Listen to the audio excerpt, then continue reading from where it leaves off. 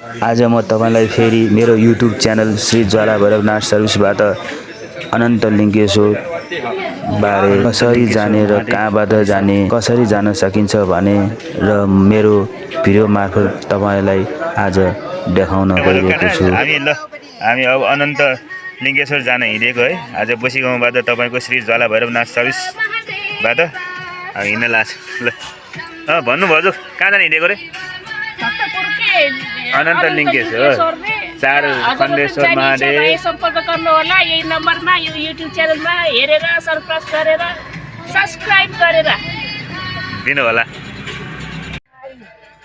अनन्त Mahadev location ल है हामी अब जान ठिक्क रेडी भएर बसेछौँ। ल हाम्रो यहाँ ठुलबानी आउनु भयो। ल यहाँ हामी अब ठिक्क हिँड्न लाग्यो।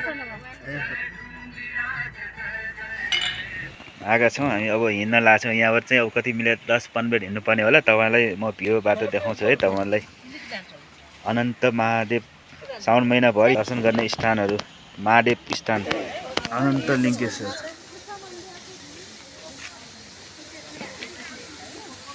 महादेव अनन्त लिङ्गेश्वर महादेव है। ल हाम्रो साउन महिनाको दोस्रो सोमबार है यो। तपाईँको श्री ज्वाला भैरव सर्भिस आठले आज दोस्रो सोमबार चाहिँ अनन्त लिङ्गेश्वर महादेव दर्शन गराउँदै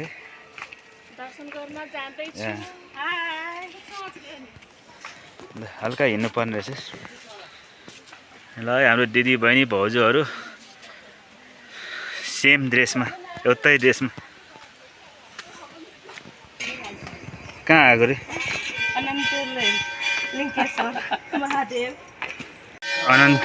अनन्त लिङ्गेश्वर महादेव,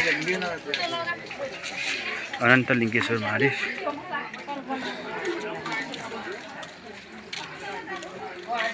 ठाउँ काठमाडौँको भक्तपुरमा पर्ने अनन्त लिङ्गेश्वर महादेव दर्शन गर्न।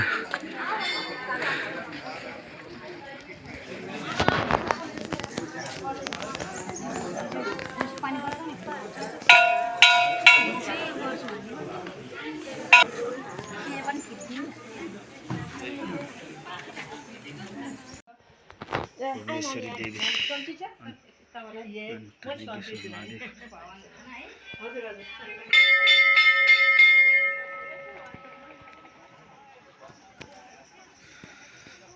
अनन्त लिङ्गेश्वर महादेव परिषद भित्र थुप्रै महादेवका मठ मन्दिरहरू रहेका छन्।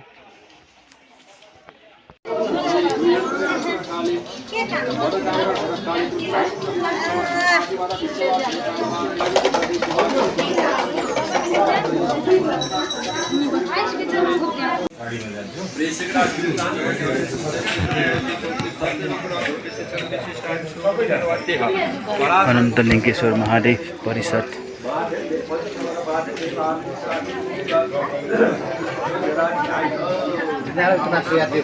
चार खण्डेश्वर महादेव दर्शन है।